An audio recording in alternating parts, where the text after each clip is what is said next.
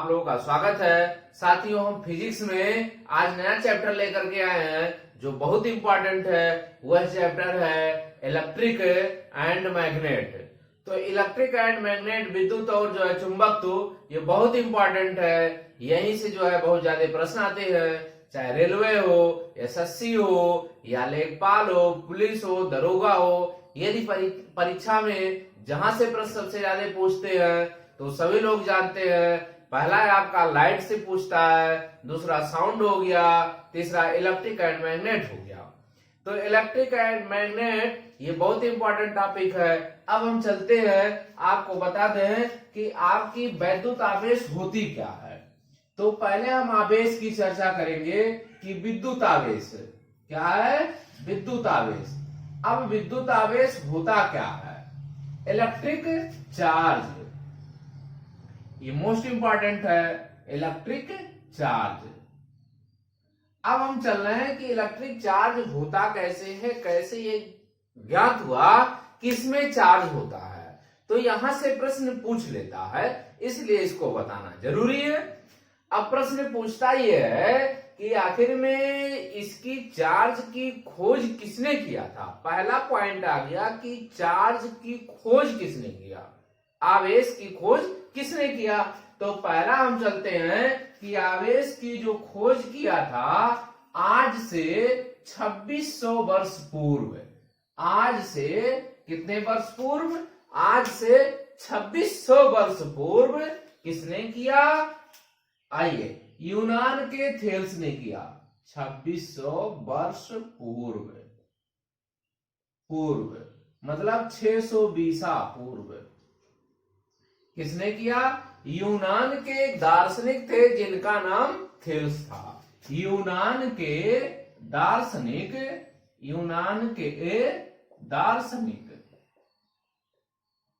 कौन थे। थेल्स थे। यूनान के दार्शनिक कौन थे।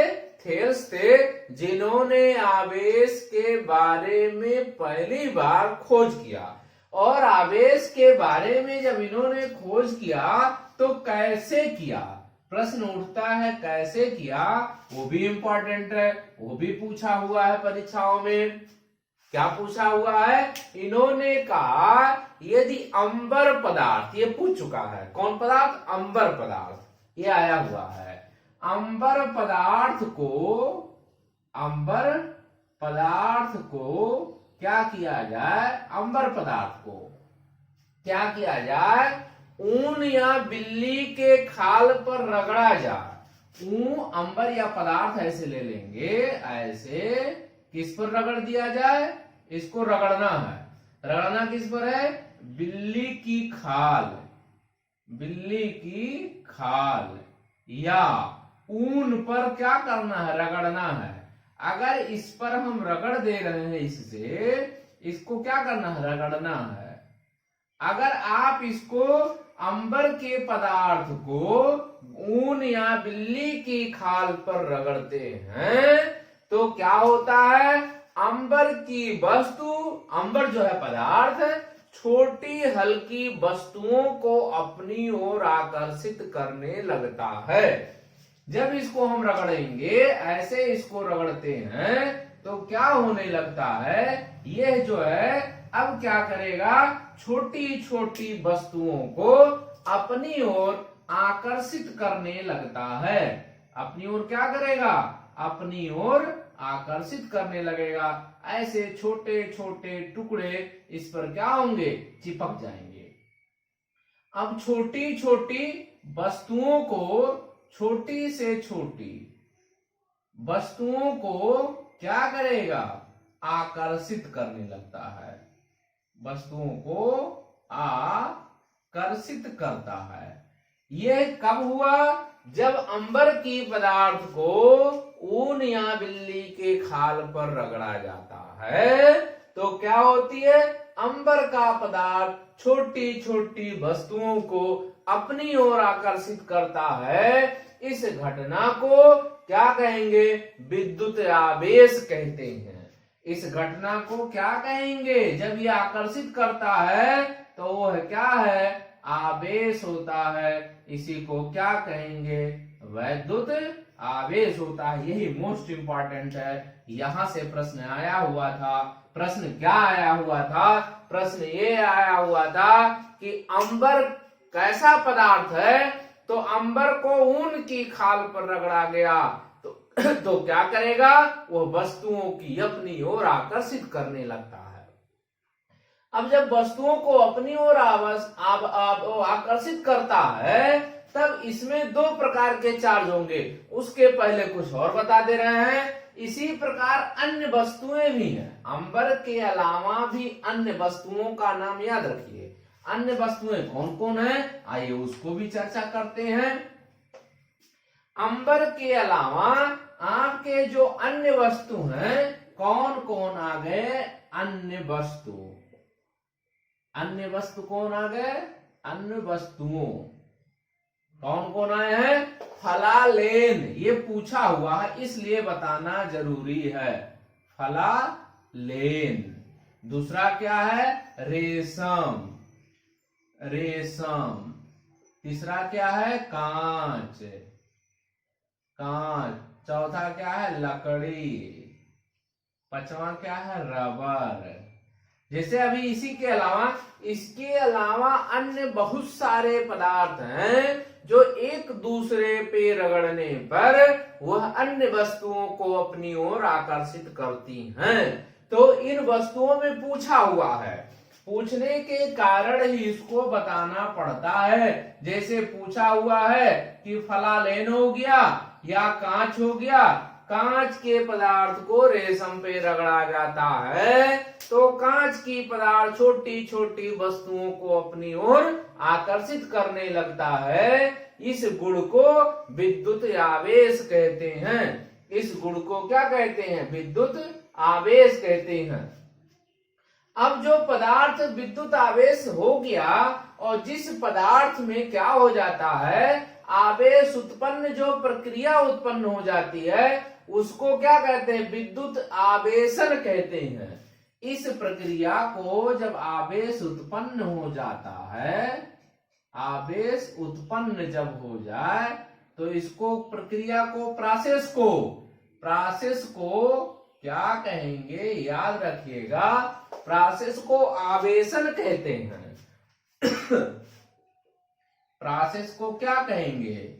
आवेशन कहते हैं। इसको आवेशन कहेंगे, चार्जिंग कहेंगे। जो ये प्रोसेस हुई थी इस प्रोसेस का नाम क्या है? आवेशन हो गया, चार्जिंग हो गई। याद रखिएगा, क्या हो गई? चार्जिंग हो गई। और जिस पदार्थ में आवेश आ गया, जिस पदार्थ में आवेश आ गया है उसको विद्युतमय कहेंगे या इलेक्ट्रीफाइड कहते हैं। जैसे कोई पदार्थ में चार्ज आ गया, इसमें क्या आ गया? चार्ज। इसमें क्या आ गया? चार्ज, माने आवेश इसमें हो गया तो इसको कहेंगे इलेक्ट्रीफाइड कहेंगे या विद्युतमय कहते हैं। क्या कहेंगे? विद्युतमय कहेंगे या इलेक्ट्रोफाइड कहते हैं। तो इलेक्ट्रोफाइड कहें या क्या कहें? विद्युतमय कहते हैं। तो ये ऐसे प्रक्रियाओं को कहते हैं। अब इसमें क्या हो गया? आवेश के कारण जब वस्तुओं को एक तरफ आकर्षित करता है, हमेशा ध्यान दीजिएगा, चार्ज में क्या होता है? वस्तुओं को आकर्षित करने या रिपल्सन करने की ही प्रक्रिया उत्पन्न होगी।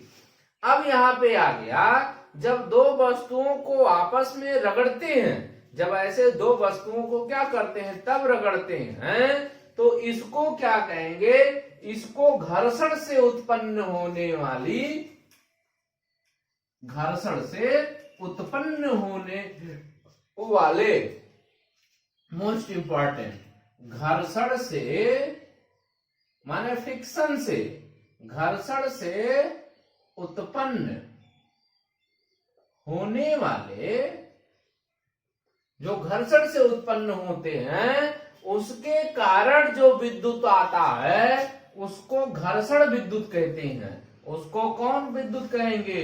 उसको घर्षण विद्युत कहेंगे। घर्षण का मतलब होता है फ्रिक्शन। इसको फ्रिक्शन कहते हैं। ये क्या फ्रिक्शन हो गया, तो फ्रिक्शन इलेक्ट्रिक हो गया। अब इसको क्या कहेंगे, फ्रिक्शन इलेक्ट्रिक कहेंगे। अब घर्षण से जो प्राप्त आवेश अगर स्थिर है, यह आवेश क्या है, स्थिर है, कांस्टेंट हो गया, स्थिर हो गया। आवेश से जो वस्तु है क्या है, स्थिर हो गया, तो उसको स्थिर विद्युत कहते हैं, स्टैटिक्स कहते हैं, उसको स्टैटिक्स कहते हैं, उसको स्थिर विद्युत कहते हैं, स्थिर विद्युत कहते हैं। मतलब क्या हो गया, स्थिर है, तो स्थिर को क्या कहते हैं, स्टैटिक्स कहते हैं। तो इलेक्ट्रोस्टैटिक्स नाम इसका हो जाएगा, इलेक्ट्रोस्टैटिक्स। तो इलेक्ट्रोस्टैटिक्स हो जाता है, इसको कहेंगे स्थिर विद्युत कहते हैं। और इसका जो अध्ययन होता है स्थिर विद्युत के अंतर्गत होता है। इसका अध्ययन किसके अंतर्गत होगा, स्थिर विद्युतिकी के अंतर्गत करते हैं अध्ययन। ये पूछता है कि अध्ययन आप कहाँ करेंगे, तो अध्ययन आपको करना है, कहाँ करना है, स्थिर विद्युतिकी में करेंगे, स्थिर विद्युतिकी में करेंगे। कहां पे करेंगे, स्थिर विद्युतिकी में करेंगे। अब आवेश हो गए दो प्रकार के, ये पूछ चुका है। एक हो गया प्लस आवेश और दूसरा हो गया ऋण आवेश। अब जो प्लस और ऋण आवेश को किसने खोजा था, ये प्रश्न पूछा। आवेश को किसने खोजा, थेल्स ने। जो इतनी प्रोसेस हो गई कि अगर हम किसकी, अंबर की जो है, अंबर के जो है वस्तु को, पदार्थ को लेकर के ऊन या बिल्ली के खाल पर रगड़ा जाता है, तो वस्तुओं को क्या करता है, आकर्षित करता है। यह किसने बताया, तो यूनान के दार्शनिक थे।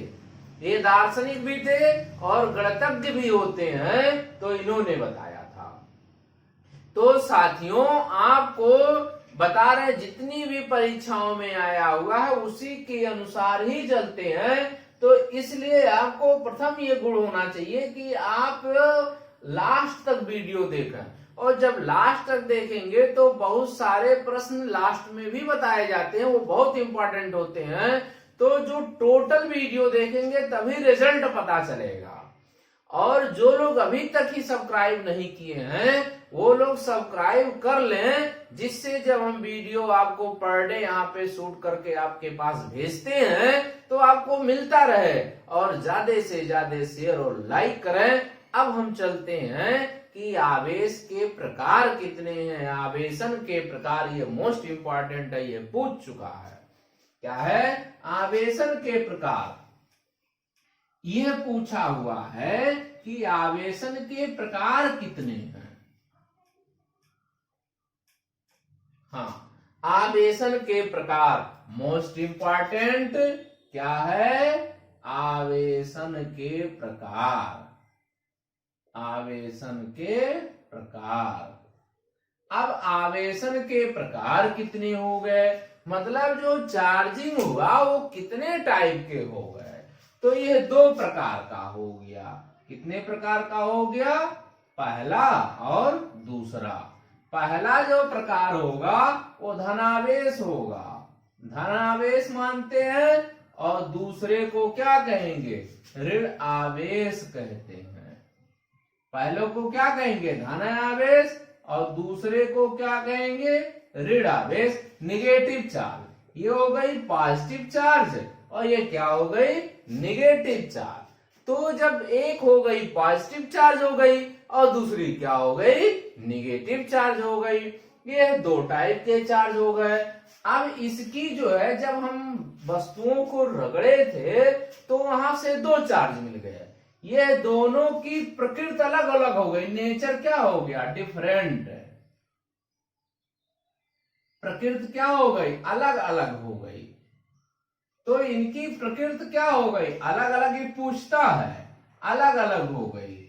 और परिमाण ये पूछता है, परिमाण क्या हो जाएगा, समान हो जाएगा। परिमाण में अंतर नहीं होता है। अब जब वस्तुओं को आपस में हमने रगड़ा तो हुआ क्या, एक पे प्लस चार्ज आ गया और दूसरे पे कौन चार्ज आ गया, ऋण आ गया। इनकी प्रकृति क्या हो गई, इनकी प्रकृति अलग अलग हो गई और इनका जो परिमाण है, परिमाण का मतलब हो गया जो आपका क्वांटिटी हो गई वो सेम आ जाएगी। तो इनका परिमाण जो हो गया सेम आ गया। अब यहां पे फिर हो गया, यदि प्लस और प्लस चार्ज है माने समान चार्ज है तो इसमें कौन फोर्स लगेगा, इसमें प्रतिकर्षण रिपल्सन फोर्स कार्य करेगा।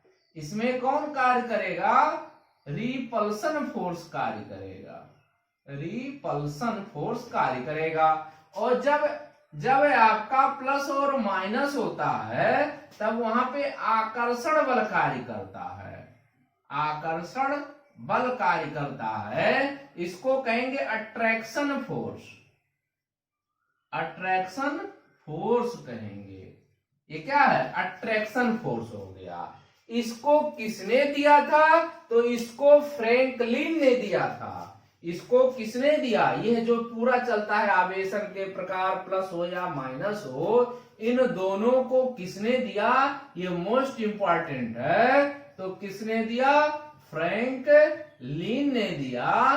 किस सन में दिया, 1750 में दिया, 1750 ईस्वी में दिया था। तो फ्रैंकलिन ने क्या कहा, जब ये वस्तुओं को आपस में रगड़ेंगे तो दो प्रकार के चार्ज होंगे, लेकिन थेल्स ने कहा था केवल आवेश होता है। अब आवेश के बारे में उन्होंने ये नहीं कहा कि प्लस होगा, माइनस होगा, रिपल्सन होगा कि अट्रैक्शन होगा, लेकिन इसको किसने बताया, तो इसको फ्रैंकलिन ने बताया। ये बहुत इंपॉर्टेंट है, ये परीक्षा जितने भी लोग दे रहे हैं उन सबके लिए इंपॉर्टेंट है, ये सारी चीज इंपॉर्टेंट है, इसलिए अंडरलाइन हम करते चल रहे हैं। ये आप लोग नोट्स बना लीजिएगा।